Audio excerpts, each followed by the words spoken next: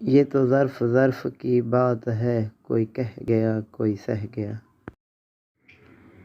منہ پر تعریف کرنے کی بجائے بہتر ہے کہ پیٹھ پیچھے برائی کرنا چھوڑ دیں۔ جہاں سے سیکھا جائے وہاں پر چالاکی کرنا گستاخی ہے۔ لوگ یہ نہیں جانتے کہ قیامت والے دن ان کے ساتھ کیا ہوگا، لیکن یہ ضرور جانتے ہیں کہ دوسروں کے ساتھ کیا ہوگا۔ پیار، اعتبار اور دہاڑی میں کبھی ڈنڈی مت مارنا، سونا بن جاؤ گے۔ اپنی اچھائی کو ثابت نہ کرو، وقت ایک دن اسے خود ثابت کر دے گا۔ عبادات ضرور کیجیے مگر معاملات پر بھی توجہ دیجیے،